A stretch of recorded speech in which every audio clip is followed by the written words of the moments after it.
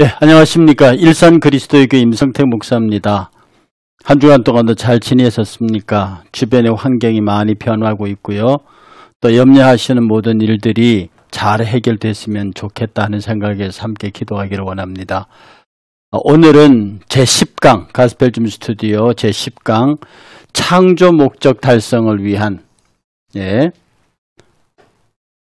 창조 목적 달성을 위한 인간의 삼중직, 인간에게 하나님께서 창조의 목적을 달성하기 위한 세 가지,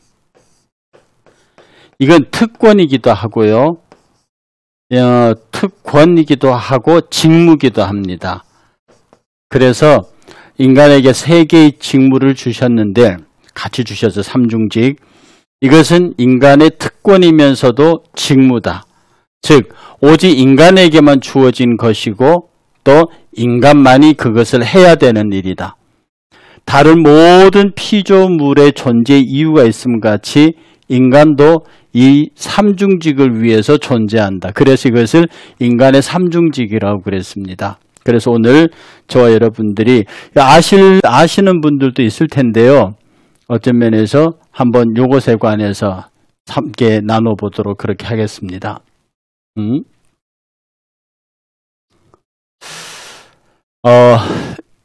먼저 하나님께서 인간을 창조하신 목적이 있어요. 이건 여러분들이 잘 아시는데요. 하나님께서 인간을 창조하신 목적, 그 한마디로 정리하면 하나님의 영광을 위해서입니다. 하나님의 영광을 위해서 저와 여러분들을 창조하셨는데요. 이사야서 43장 7절에 보면 그 이야기를 아주 정확하게 해놓은 데가 있습니다. 무릇 내 이름으로 일컫는 자, 곧 내가 내 영광을 위하여 창조한 자, 이 인간이죠. 이 인간을 내게 오라. 그들은 내가 지었고 내가 만들었느니라.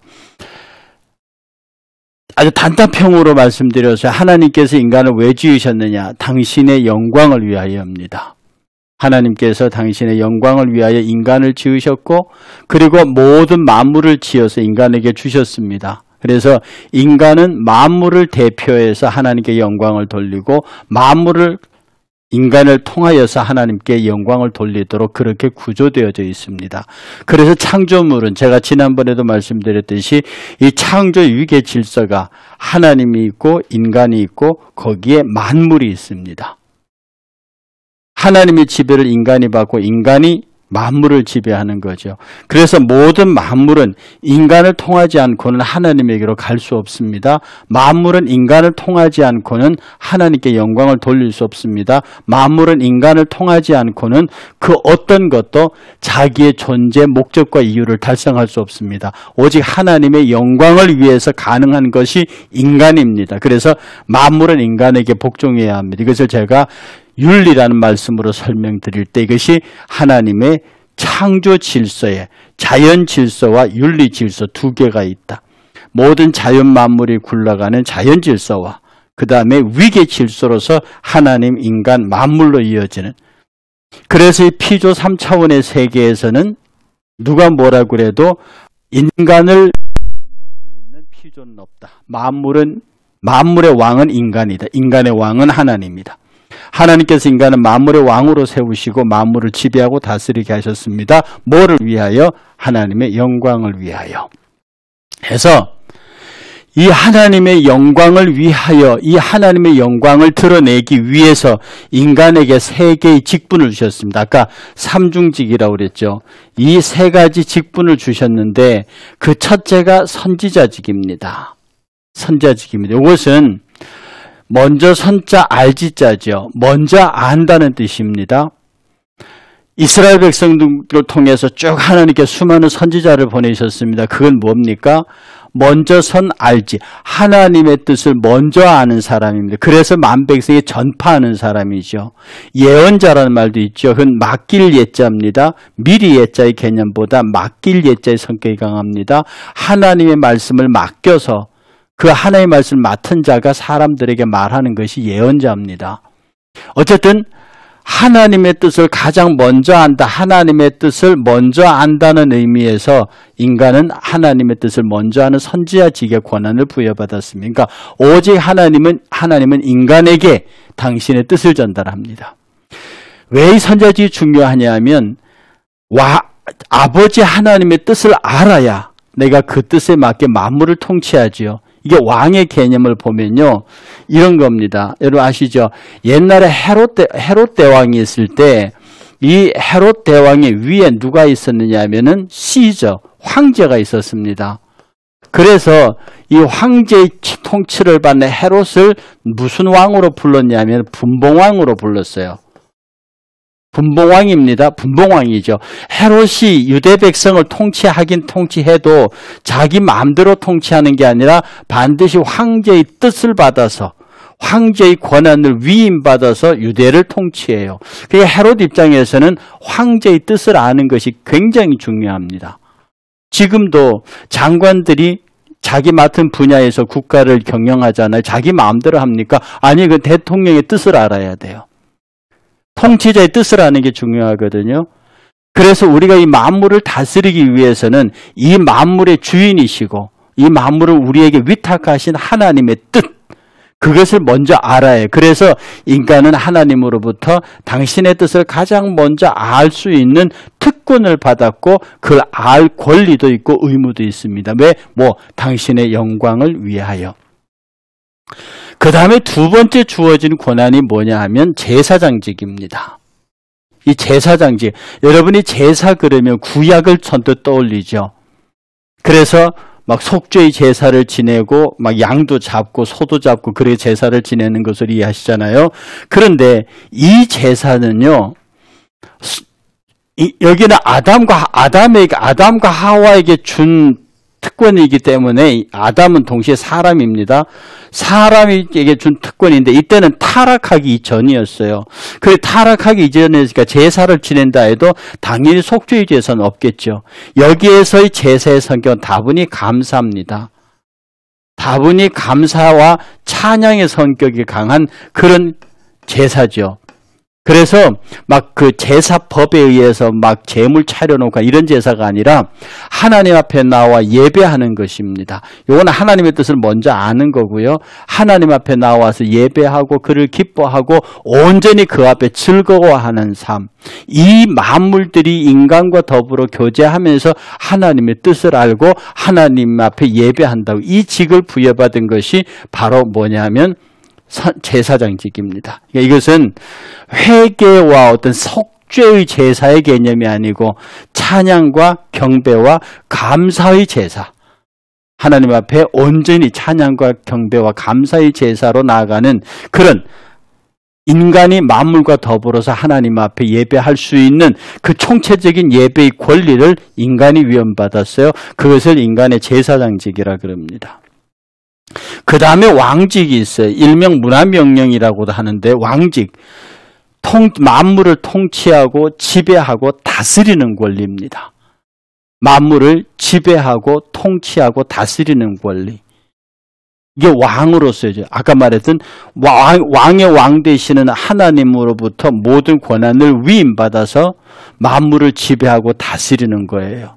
그래서 만물은 전부 인간의 통치를 받아야 합니다. 지금은 맹수들이 인간을 잡아먹는다고 그러죠. 그리고 인간은 자연재해가 무서워서 피합니다. 그래서 자연재해가 무서워서 인간은 문화를 만들었고 문화를 만들었습니다. 어떤 면에서 우리 역사상에 나타나는 모든 문명은요, 이 자연과의 투쟁에서 살아남기 위한 인간의 지적 작업의 결산들입니다. 인간은 타락하기 전에는 저 만물들이 어디 감히 호랑이가, 어디 감히 땅이, 물이 인간을 삼킵니까? 그건 불가능합니다. 그들의 통치자인데요. 그런데 인간이 타락하면서부터 그 지위를 잃어버렸기 때문에 인간은 더 이상 만물의 왕이 될 수 없어요. 그래서 인간이 타락한 이후에 인간의 왕권이 누구에게 넘어갔느냐? 제한적, 일시적이지만 그 왕권이 사탄에게 넘어갑니다. 만물의 주인이 되고 만물의 왕이 되는 그 왕권을 사탄이 가져갔는데 우리는 그것을 일러서 공중권세라고 부릅니다. 마귀가 공중권세를 잡았어요. 그건 원래 우리 겁니다. 그 원래 말과 자꾸는 공중권세가 뭐냐면 우리 인간이 하나님으로부터 부여받은 왕직이었어요. 곧 그것은 문화명령이란 좀 어려운 말로 표현되어지고요. 이 선지자직과 제사장직과 왕직을 포괄하여 나타내는 성경 구절을 보면요. 이사야서 43장 22절에 보면 이 백성은 내가 나를 위하여 지었나니 나의 찬송을 부르게 하리 함이라. 나를 예배하는 거죠. 하나님의 뜻을 알아서 예배하고 경배하고 감사하는 거죠. 그리고 창세기 1장 21절에 보면 하나님이 그들 아담과 하와입니다. 복을 주시며 그들에게 이르시되 생육하고 번성하여 땅에 충만하라. 땅을 정복하라. 바다의 고기와 공중의 새와 땅에 있는 모든 움직이는 생물들을 다스리라. 생육하고 번성해라. 충만해라. 정복해라. 다스려라. 이게 인간의 왕권입니다. 만물을 지배하고 다스리는 거죠. 만물에 이름을 붙여줍니다. 이름 붙여주는 것은 소유권이 있다는 얘기죠. 제가 인간의 삼중직에 관한 말씀을 지금 10강을 하면서 중간중간에 몇 번 드린 것으로 기억합니다. 여러분들 이것을 꼭 기억하셔야 돼요. 왜냐하면 이것은 전체 구속사를 설명하는데 굉장히 중요한 요소이기 때문에 이게 이해가 되지 않으면 다음에 설명하려고 하는 것도 어렵고요. 여러분이 전체적으로 성경을 이해하는 데에 이 부분을 모르면 많은 걸림돌이 발생합니다. 인간의 삼중직 뭐냐? 하나님 뜻을 가장 먼저 하는 선지자직, 모든 만물을 대신해서 모든 만물과 더불어 대표적으로 예배할 수 있는 제사권, 그 다음에 만물을 지배하고 다스리는 왕권, 이것이 우리 인간에게 주어졌다 하는 사실입니다. 자, 그러면 여러분들이 이 인간의 삼중직에 대한 이해를 가지시고요. 다음 분 보시겠습니다. 어렵게 보이십니까? 안 그렇습니다. 그런데 인간이 타락을 해요. 인간이 타락이라고 하는 것을 하는데 이 타락의 과정을 보면 이 타락의 과정, 유혹이라고 하는 것이 작동하는데요. 그 유혹의 주체는 사탄입니다. 사탄이 인류의 최초의 범죄를 유혹하죠. 그게 뭐냐면 여러분이 잘 아는 창세기 3장 6절입니다. 네가 하나님께서 정말로 선악을 알게 나무의 열매를 먹지 말라 하시더냐 라고 하는 그 질문에서도 시작해서 마지막에 네가 결코 죽지 아니하리라. 하나님은 죽는다고 그랬거든요. 근데 마귀는 결코 죽지 않는다라고 아담과 하와와 시비가 붙습니다. 이렇게 인간을 유혹하지요. 그래서 이 인간을 유혹하는, 다시 말해서 그것을 쳐다보니까 먹음직해요, 보암직해요, 지혜롭게 할 만큼 탐스러워요. 사탄의 유혹을 가만히 받아보니까 하와가 딱 그것을 쳐다보니, 선악을 알게 한 나무 열매를 쳐다보니 그게 먹음직했고 보암직했고 지혜롭게 할 만큼 탐스러웠어요. 그래서 유혹을 받았습니다. 이로 말미암아 인간이 타락하지요. 타락하게 되죠. 그런데 인간이 말입니다. 인간이 아담의 타락과 더불어서 그 아담의 후손인 인간도 요 아담이 행한 똑같은 방식으로 인간이 죄를 짓는다는 거예요. 아담은 이 유혹을 받아서 타락을 했어요. 이 타락의 영향 아래에 있는 인간들은 똑같은 방식으로 죄를 짓습니다. 인간이 죄를 질 때요, 아담이 타락한 똑같은 방식으로 죄를 짓습니다. 그게 뭐냐면 요한일서 2장 16절에 보면요, 육신의 정욕과 안목의 정욕과 이 세상의 자랑인데 이것은 하나님으로부터 온 게 아니고 세상을 쫓아온 것이라고 그렇게 말합니다. 그래서 인간이 범죄할 때 맨 먼저 범죄를 시작하는 것은요, 가장 원초적이고 너무나 쉽게 넘어질 수 있는 육신의 정욕, 그 다음에 두 번째 안목의 정욕, 그 다음에 이생의 자랑이라고 하는 세 가지 요소로 타락합니다. 제가 이것도 강의 10강의 중에서도 한두 번 말씀드린 기억이 있습니다. 그때 강의를 기억하셔서 되새기셔야 합니다. 그런데 이게 연결이 돼요. 이게 연결이 되는데 하와가 선악을 알게 나무 열매를 쳐다보니 먹음직했어요. 그게 뭐냐면 범죄의 제1조건입니다. 사람이 육신의 정욕이 가장 먼저 쉽게 죄를 지을 수 있는 요소가 돼요. 이해요? 범죄의 제일 욕구가 되는 뭐냐면 이제 우리가 말하는 흔히 이 제1범죄가 뭡니까? 육신의 정욕이에요. 소위 말해서 우리가 십계명에 나오는 모든 범죄들, 로마서 1장에 나오는 범죄들, 살인, 시기, 추악, 탐욕, 음란, 간음, 이런 쭉 모든 죄들 말입니다. 이것은 전부 우리 육신의 정욕을 따라서 짓는 죄예요. 이것이란 말입니다. 하와가 딱 쳐다보니 그게 먹음직했어요. 배고프단 말입니다. 사람을 고프게 만드는 것들, 사람의 부족을 느끼게 만드는 것들, 이런 것들에 의해서 인간의 범죄는 가장 쉽게 이루어집니다. 그런데 말씀드렸던 대로 이런 범죄는 이길 수 있는 사람들이 있어요. 안목의 정욕, 일명 먹음직한 것들, 나를 채워야 하는 어떤 것들은 이길 수 있어요. 그 두 번째가 뭐냐 하면 보암직한 거예요. 안목의 정욕이에요. 이것이 두 번째 범죄의 조건이 되는데요. 마음으로 짓는 범죄입니다. 실제로 행동으로 못하지만 마음으로, 생각으로 짓는 범죄예요. 이 눈은 마음의 창이라 그랬습니다. 그래서 이 죄의 눈을 가진 사람은 죄질 대상만 보입니다. 사기치는 사람은 사기칠 대상만 찾는 거예요. 돈 버는 사람은 돈 버는 목적만, 그 장소나 방법만의 그 밝은 눈을 가지고 있습니다. 이렇게 보암직하다는 말과 요한일서 2장 16절에 안목의 정욕이란 말이 같은 괴를 가지고 있습니다. 그 다음에 세 번째가 지혜롭게 할 만큼 탐스러워요. 이 요한일서는 뭐라고 말하냐, 그걸 이생의 자랑이라고 그럽니다. 이건 육신의 정욕도 수련하고 해서 이길 수 있어요. 안목의 정욕, 정신으로 오는 것도 뭐 다른 종교처럼 비우고 생각 마음먹기 따름이고 다 공이고 비고 업이고 다 털어내서 정말로 그렇게 할 수 있어요. 청정심을 유지하면서 인생만사 다 마음이다. 다 마음이다. 그래서 모든 것이 다 마음먹기에 달렸으니 재행이 무상하고 모든 것이 다 없는 거다. 그러니 있는 것 같은 없고 없는 것 같은 이런 불교식 정신의 종교도 그렇게 말합니다. 그런 사람들은 안목의 정욕도 이길 수 있어요. 근데 마지막에 뭐에 못 이기냐면은 지혜롭게 할 만큼 탐스러운 거예요. 그러면 이생의 자랑입니다. 이생의 자랑 뭡니까? 내가 물질의 문제도 이성의 문제도 명예의 문제도 다 이길 수 있는데 단 하나 내가 사람들에게 인정받고 내가 모든 사람들에게 추앙받는 이런 정말로 모든 사람들로부터 저분은 정말 괜찮은 분이라고 하는 그런 칭송.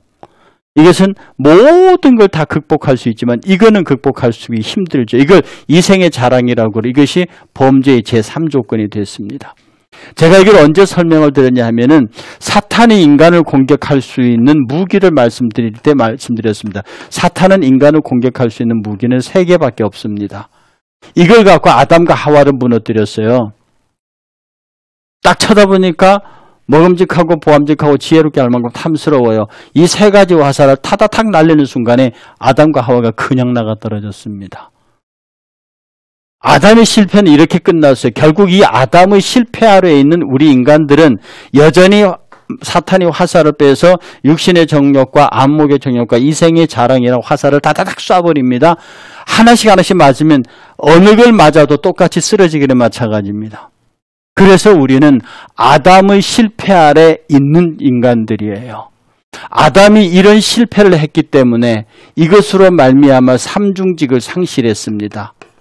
이것으로 삼중직을 상실했어요. 그러니까 삼중직을 상실한 인간들은 여지없이 이 3가지 화살을 맞으면 전부 다 죄인이 되어버립니다. 자동적으로.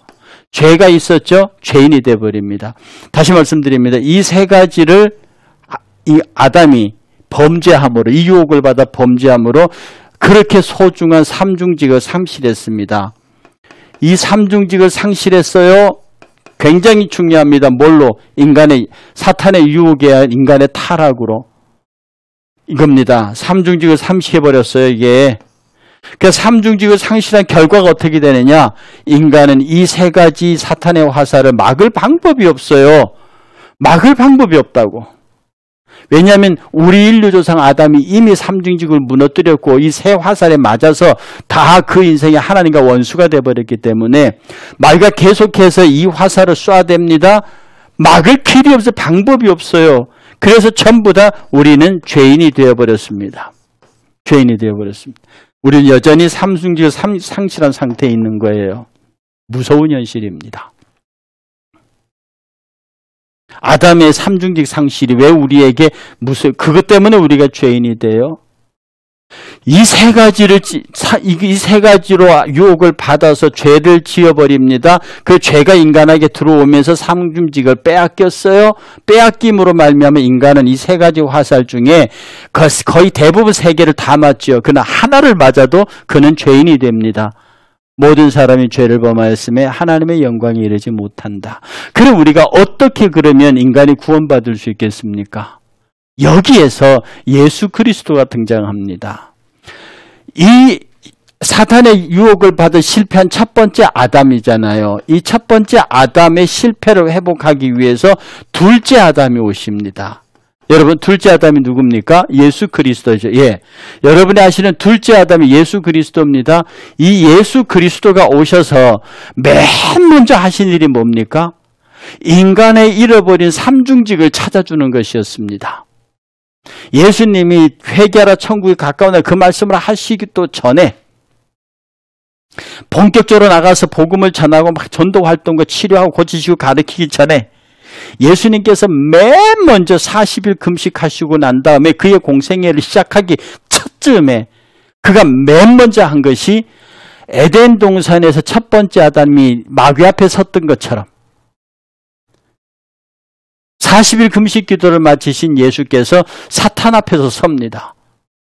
성령이 예수를 끌고 마귀 앞에 세우죠. 왜냐하면 그것을 넘어야 하기 때문입니다.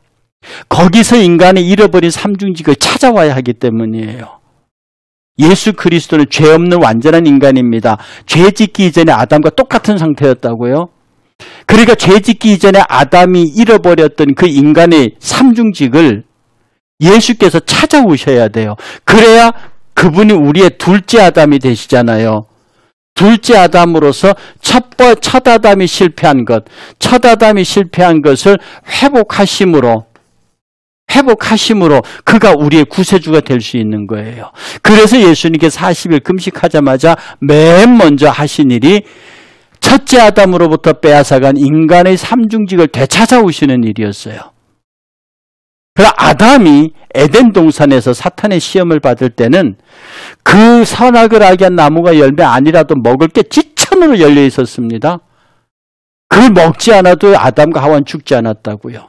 그런데도 시험에서 넘어졌거든요. 그런데 예수 그리스도가 마귀에게 시험 받으러 가실 때는요, 40일 금식한 상태입니다. 그야말로 홀홀단신으로서 누구도 예수를 도와줄 수 없는 아주 열악한 상황, 40일 금식한 상태에서 광야에서 1:1로 마귀가 대적하시면서 마귀가 인간 아담과 그에 따른 모든 후손들을 쓰러뜨렸던 세 가지 화살, 그가 공중권세를 가지고 마귀에게 하나님에게 쏘아대는 그 세 가지 화살을 예수께서 온전히 받으셨습니다. 여기서 예수께서 실패하면 둘째 아담도 실패하는 겁니다. 여기서 둘째 아담이 성공하면 첫째 아담으로 말미암아 인간에게 죄가 들어와 사망이 들어와서 전부 다 죽어버렸던 것처럼 둘째 아담이 승리하면 그 둘째 아담 한 사람을 통해서 전 인류가 구원받을 수 있는 길이 열리는 거죠. 그래서 예수께서 가장 먼저 행하신 것이 무엇이냐? 40일 금식기도 마친 후에 광야에서 사탄과 대결하여 인간의 잃어버린 이 세 가지 직분을 찾아오심으로 범죄의 제1조건, 제2조건, 제3조건을 전부 깨버리고 인간으로 하여금 온전히 하나님의 영광을 위한 창조의 목적으로 나올 수 있도록 그렇게 만드셨다 하는 얘기예요. 그래서 다음 그림을 보면요.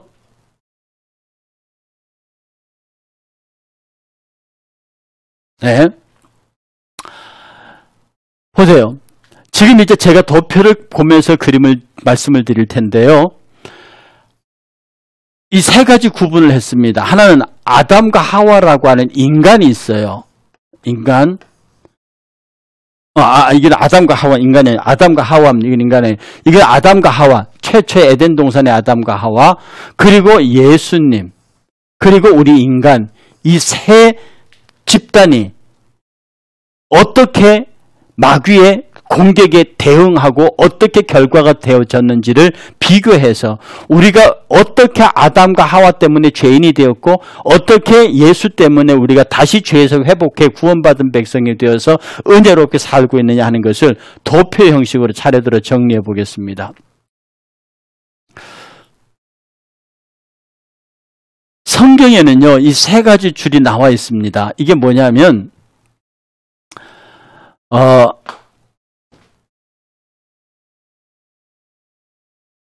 세 보면 창세기 3장 6절입니다. 이게 뭐죠? 먹음직하고 보암직하고 지혜롭게 한 탐스러운 열매를 바라보고는 아담과 하와의 모습이에요. 이 마태복음 4장 1절부터 11절은 예수께서 40일 금식하시고 광야에 마귀에게 시험받으러 가시는 장면입니다. 그리고 요한일서 2장 12절 아까 말했던 대로 육신의 정욕과 안목이 그러니까 이생의 자랑인데 이것은 하나님으로 쫓아온 것이 아니라 세상으로부터 쫓아왔다고 하는 요 세 가지 공의 이 세 특징은 마귀의 공격을 받는다는 겁니다. 여기는 이 공격은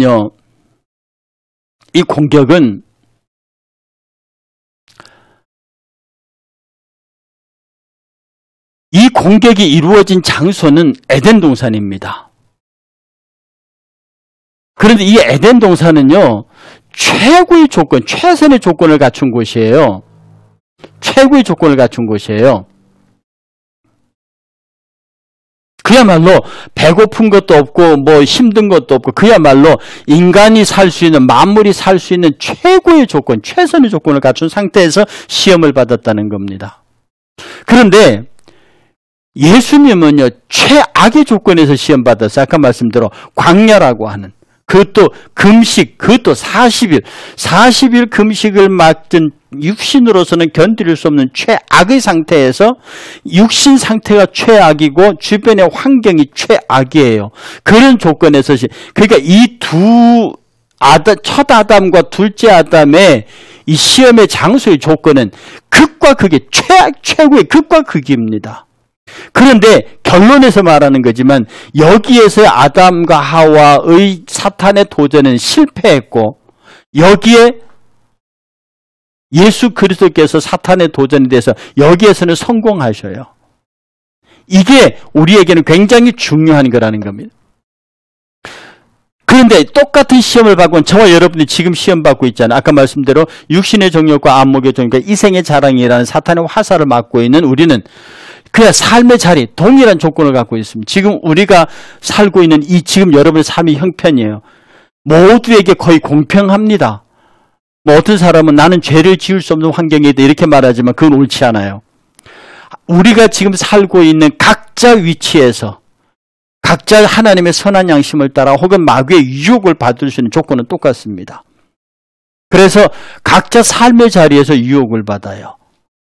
그 어떤 데는 예수님처럼 최고의 좋은 조건일 수 있지만 어떤 사람에게는 예수님처럼 최악의 조건일 수 있지만 어떤 사람에게는 아담처럼 최고의 장소일 수 있어요. 어쨌든요.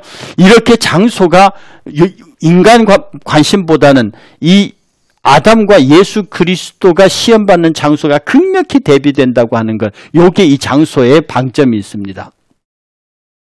그 다음에 이 첫 번째 시험이 뭐냐면 아까 말씀드렸던 대로 첫 번째 시험이 뭐냐면 아까 말씀드렸던 대로 먹음직한 거였어요.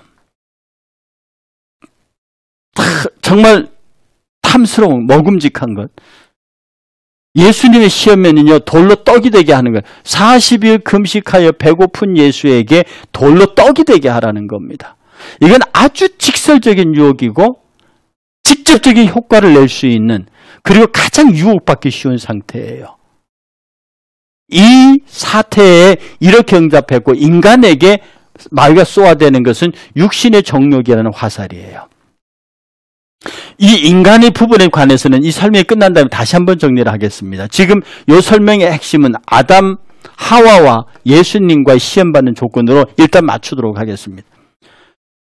먹음직한 것이라고 하는 이 먹을 것이 풍요한 상태 속에서 인간의 본능을 건드리는 질문이었고요. 여기는 가장 고통스러운 환경에서 절실히 떡이 필요한 자리에서 예수 보고 떡을 만들어라. 너에게는 그런 능력이 있다라고 말하는 거죠. 자, 그 다음에 두 번째 시험이 뭐냐 하면, 두 번째 시험은 소위 말해 보암직하다는 거죠. 그런데 예수에게는 성전 꼭대기에서 뛰어내리래요. 그리고 이것은 신약에서는 안목의 정욕이라 표현했습니다. 보암직하다는 건 제가 몇 번 말씀을 드렸으니까 더 설명하기가 그렇고요. 여기 성전 꼭대기에서 뛰어내리는 거 왜 뛰어내리라고 하냐면, 당시 유대 전설에 시편 91편에 이런 얘기도 있어요. 어쨌든 간에 메시아가 오면 그 메시아가 유대 성전의 꼭대기에서 뛰어내릴 것이고, 그때 천사가 와서 그를 받쳐서 발이 땅에 닿지 않도록 그를 모실 것이다. 그가 메시아라고 하는 전설이 있습니다. 얼마나 멋있습니까? 굉장히 멋있죠. 그 당시 그 초대교회 당시에 이단을 이끌었던 시몬 마구스라는 사람이 날았다고 그러잖아요. 그 뛰어내다 죽었다고. 이런 전설 속에서 유대인들이 갖고 있는 메시아가 나타나면 그 메시아가 성전 꼭대기에서 뛰어내릴 것이고, 천사가 그를 받쳐서 발이 땅에 닿지 않도록 그를 보호한다. 너 예수 보고 한번 뛰어내려봐. 얼마나 멋있냐. 그렇게 다 보암직하죠.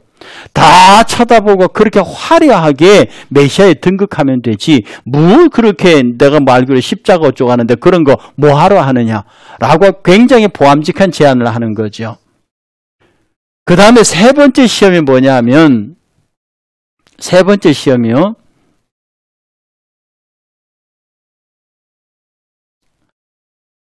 지혜롭게 할 만큼 탐스러운 열매를 냈다고 그랬죠. 사람의 최종적인 인간의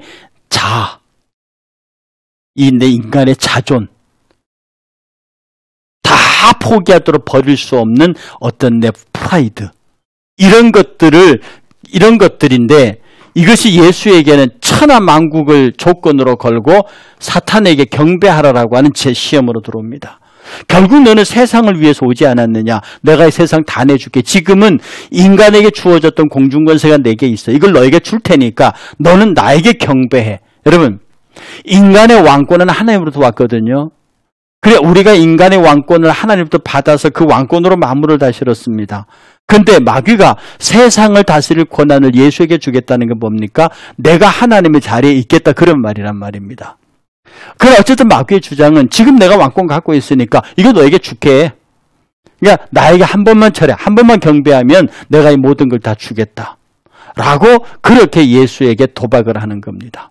그 유혹을 받죠. 여러분이 아시는 대로 예수께서는 이 세 가지 유혹을 전부 물리치십니다. 전부 신명기 말씀으로 물리쳐서요. 첫째 아담은요, 이 세 가지 유혹에 다 빠져버립니다. 그래서 이 세 가지 유혹의 합작품, 최공작 뭉쳐져 있는 선악을 알게 한 나무의 열매를 따서 먹어요. 그래서 이 세 가지 시험을 다 받아버립니다. 세 개의 화살이 다 꽂혀버린 거예요. 그런데 예수께서는 이 세 개의 화살을 다 기록되었을 때 기록된 신명기 말씀으로 다 막아냅니다. 이 세 가지 시험에 실패한 인간이 이 세 가지의 권리의 삼중직을 빼앗겼단 말입니다. 이것을 유혹에 걸려 넘어가서 빼앗겼어요. 역으로 예수께서 이 세 가지 사탄의 시험을 이기셨기 때문에 이 권리를 찾아왔습니다. 이 권리를 찾아왔다고요. 주목하십시오. 인간은 이 세 가지 시험에 빠짐으로 인간의 삼권을 잃어버렸습니다. 공중권세까지 마귀에게 넘겨줬어요. 그것을 가지고는 사단과 맞선 예수 그리스도가 이 세 가지 사탄의 시험을 다 이김으로 삼권을 되찾아오셨습니다. 여러분, 여기서 굉장히 중요한 게 있는데요. 첫 인류 아담으로 말미암아 죄가 세상에 들어왔고 그로 말미암아 모두 죄인이 되어버렸습니다. 그런데 한 아담, 둘째 아담 예수 그리스도로 말미암아 우리에게 구원이 왔고요. 그 예수 그리스도로 말미암아 그를 믿는 모든 자들은 구원의 반열로 들어갑니다. 구원이 뭡니까? 원래의 자로 회복되는 거예요. 하나님과 연결되는 거예요. 하나님과 연결됐던 것이 끊어지고 원래의 자로 되돌아간다. 그게 구원이란 말입니다. 하나님하고 연결되니까 자연적으로 선지자권과 제사장권이 자동적으로 회복되는 거죠. 그리고 왕권은 당연히 우리에게 위임되는 거란 말입니다. 예수께서 이 세 가지 시험을 이기심으로 인간과 하나님을 따끈하게 연결시켜 버렸습니다. 그러니 이 시험 앞에 있는 인간은요, 요한일서 3장 16절대로 육신의 정욕과 안목의 정욕과 이생의 자랑을 우리 인간 첫 아담의 힘으로는 도저히 이길 수가 없어요. 주목하세요. 이 아담과 하와가 타락해서 첫 번째, 두 번째, 세 번째 이 시험 똑같은 방식으로 사탄이 쏘아대는 화살, 육신의 정욕과 안목의 정욕, 이생의 자랑을 인간이 이길 수가 없다고요. 왜냐하면 우리는 이것에 실패한 아담 안에 있으니까. 그런데 우리가 뭘 믿느냐? 구원받은 우리가 뭘 믿고 구원을 되느냐? 나는 첫 번째 아담 안에 있다가 실패했지만 둘째 아담으로 오신 예수 그리스도가 이것에 성공했기 때문에 이 성공한 이 의를 내가 받아들이면, 내가 그걸 인정하고 믿으면 사탄이 아무리 나에게 육신의 정욕과 안목의 정욕과 이생의 자랑의 화살을 퍼부어도 나는 이길 수 있습니다. 왜? 내가 이기는 게 아니라 이기신 예수 그리스도의 공로를 내가 받는 거죠. 사탄이 나를 아무리 이렇게 공격해도요, 헤이 사탄, 나는 이미 이겼어 너에게. 왜냐하면 이기신 예수 그리스도가 그 당신의 공로를 내게 주었거든. 내가 이 사탄의 세력을 이겨서 삼권을 회복했다는 사실을 네가 믿느냐? 아멘입니다. 주는 그리스도 살아계신 하나님의 아들입니다. 고백합니다. 예수 그리스도 나의 구세주라고 고백한다고요. 그 고백의 내용이 뭐냐면 이 삼권, 이 삼권을 내가 되찾았다는 겁니다. 내가 다시 삼권을 쥐었어요. 예수 그리스도 이름으로. 그러니까 마귀에게는 이게 없는 거죠. 그러니 마귀가 나를 향해 아무리 쏴본들 이미 내가 이 첫 번째 아담 속에 있다고 하면 쏘는 족족 맞아서 죄인이 되겠지만 예수께서 이미 다 이기시고 그 공로를 내게 주시고 믿음의 방패를 딱 들게 하셨으니 아무리 네가 불화살을 쏴도 어린 반푼을 쳤다는 겁니다. 어린 반푼을 쳤다는 거죠. 그러니 내가 예수 그리스도 안에 있는 자는 결코 정죄함이 없어요. 죄는 있을지 몰라도 그 죄가 나를 죄인으로 만들지 못해요. 왜? 이미 의로우신 예수 그리스도가 나를 의롭다 했어요. 여기에 기막힌 교리가 있습니다. 기막힌 은혜가 있습니다. 사람은 왜 예수가 나의 구세주가 되느냐 설명하기 힘들잖아요. 예수께서 나를 죄를 죽으셨대요. 괜히 추상적으로 들리지 않습니까? 이 내용이 뭐냐 하면 내가 예수 그리스도 나의 구주 나의 하나님을 믿습니다. 그 내용이 뭐냐 하면 예수께서 사탄의 세력을 내 조상 첫 번째 인류 아담과 하와가 실패한 그 실패를 둘째 완전한 아담으로 오셔서 첫째 아담과 대치되는 최악의 조건에서 사탄의 똑같은 세 가지 시험을 완전히 격파하고 사탄을 물려내고 그 승리하신 그 승리의 공로를 조건 없이 나에게 믿기만 하면 나에게 전가시켜 주므로 내가 그 예수 그리스도의 삼중직을 그대로 받아들이는 순간 하나님과의 말씀의 통로가 열리고 내가 하나님께 예배할 수 있게 되고 그리고 내가 이 만물을 하나님께 영광의 장으로 옮기는 이 위대한 왕권을 행사할 수 있는 자리로 갔다 이 말입니다. 그리 마귀가 아무리 하려 해도 나는 넘어질 수 있으나 나는 마귀에게 당할 수 있으나 예수는 당할 수 없는데 내가 그 예수를 믿는 믿음의 방패를 딱 들고 견주고 서 있는 순간에 이 세 가지 화살이 날아와도 나는 넉넉히 이긴다는 겁니다. 이걸 깨달은 게 사도 바울이에요. 그래서요 이 시험을 사탄이 한 목적은요, 하와를 이렇게 시험한 사탄의 목적은 결국은 인간을 패배시키는 것이었습니다. 결국 인간을 타락시키는 것이었고요.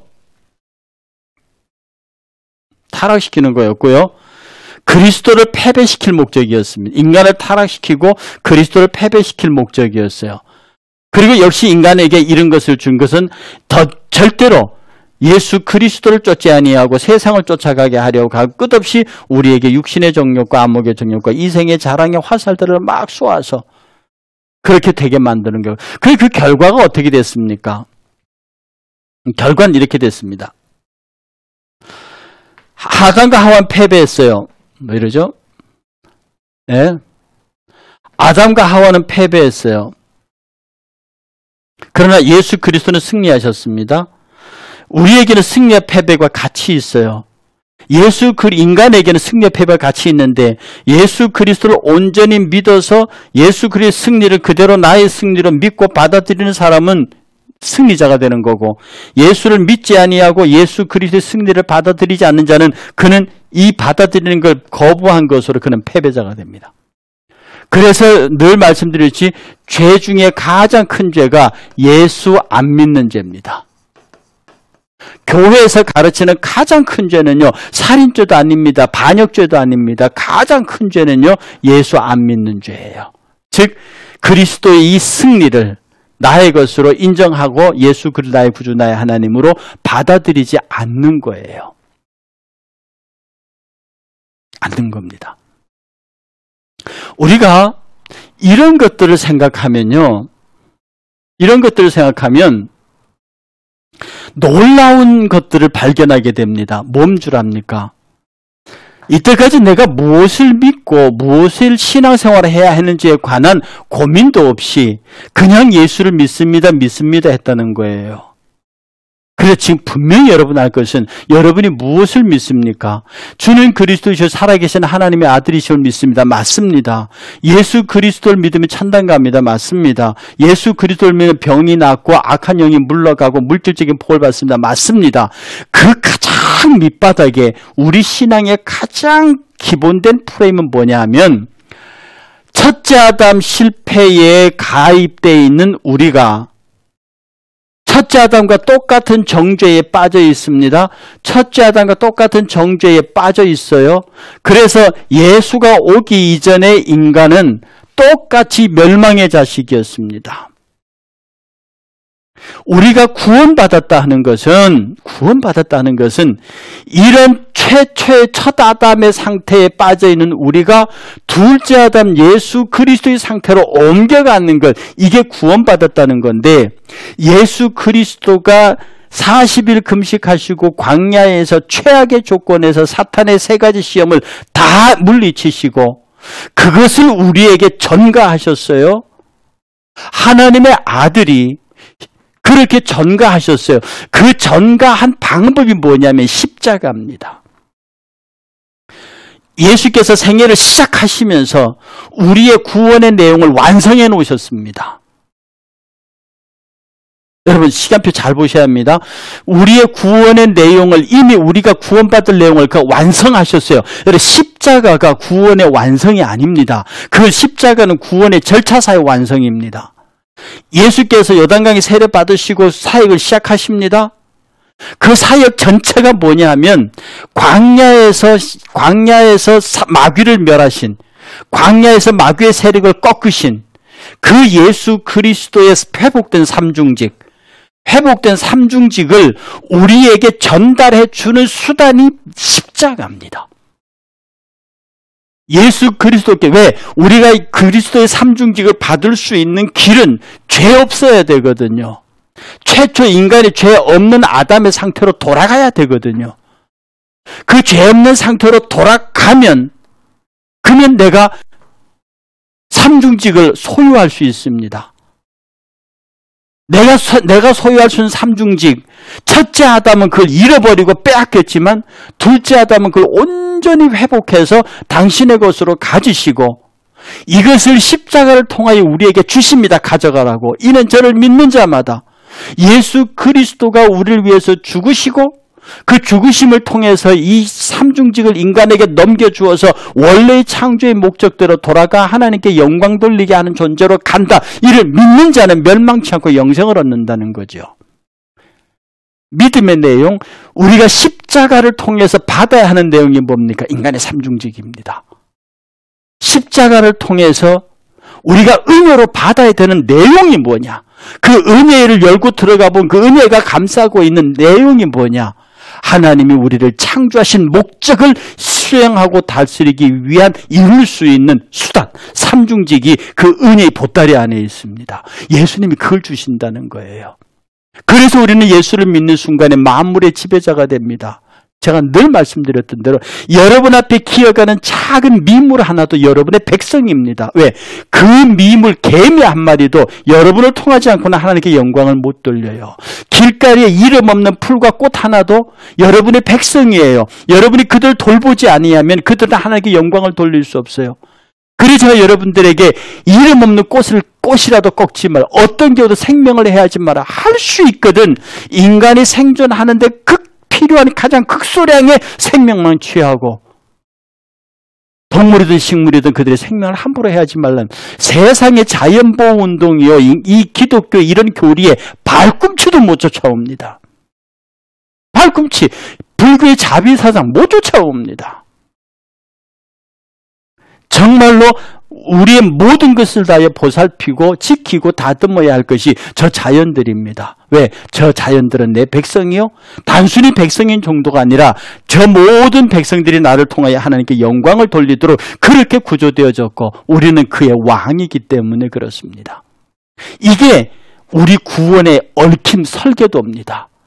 그리고 여러분들이 기도할 때만 생각해 보십시오. 내가 하나님, 우리 구주 예수 그리스도로부터 정말 이 삼중직을 갖고 있는가? 내가 정말 선지자의 직을 갖고 있는가? 여러분 선지자 하나님 말씀 들으셨잖아요. 말씀을 갖고 계시는 그 자체로 여러분은 선지자입니다. 만물보다 하나님 먼저 하나님 말씀을 알지 않은 게 여러분이 꾸준히 성경을 읽어야 하는 것은 선지자이기 때문입니다. 지금 우리가 하나님의 말뜻을 알 수 있는 길은 성경밖에 없어요. 자꾸 이단의 이상한 신비주의자들은 뭐 직통계시가 온다고 하는데 직통계시가 가장 이단적입니다. 이미 성경은 완결되었고요. 그 성경을 통해서 우리는 영원한 세계에 관한 것까지 다 전달받습니다. 그러니까 여러분 부지런히 성경을 읽어야 하고 성경과 함께 있어요. 그것이 선지자의 바른 태도입니다. 우린 제사장입니다.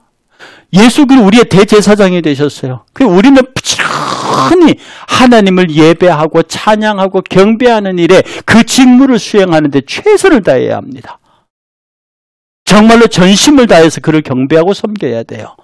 이제 우리가 죄를 지었기 때문에 단순한 찬양과 경배 정도가 아니라 거기에 회개와 속죄를 더해서 끝없이 하나님 앞에 나와서 회개하고 속죄하면서 감사하고 경배하고 찬양하며 그 앞으로 나가야 합니다. 회복된 제사장직이라서 그래요. 그 다음에 회복된 왕권이잖아요. 정말 멋있는 왕으로 사세요. 작은 물고기 하나에 머리를 쓰다듬어 줄 수 있는 왕. 길에 피어있는 이름 없는 들꽃 하나도 그 풀잎을 어루만지면서 먼지를 닦아주면서 그것을 지켜줄 수 있는 만물의 왕.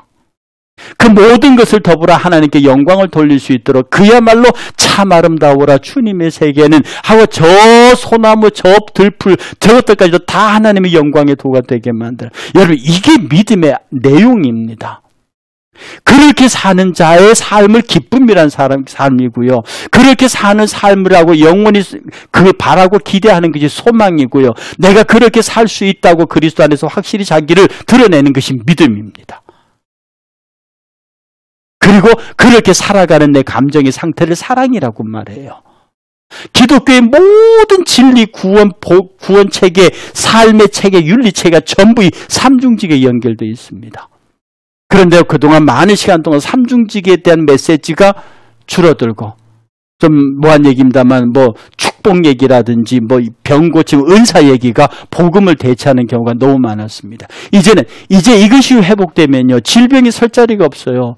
가난이 설 자리가 없다고요. 정말 복음과 복음의 은혜대로 앞에 서면 그런 것들이 잘 버티지 못해. 하나님이 싫어하는 것들이거든요. 하나님은 성도의 가난을 싫어하십니다. 하나님 당신의 백성이 병드는 걸 싫어하신다고요. 하나님을 사랑하는 백성이 하나님이 싫어하는 걸 갖고 있다. 하나님 그 해결하시지요. 하시지요. 그러니까 입고 먹고 마시는 거 염려하지 말라고 하시는 겁니다. 불신자도 그런데 하물며 성도겠습니까? 해서 여러분들은요.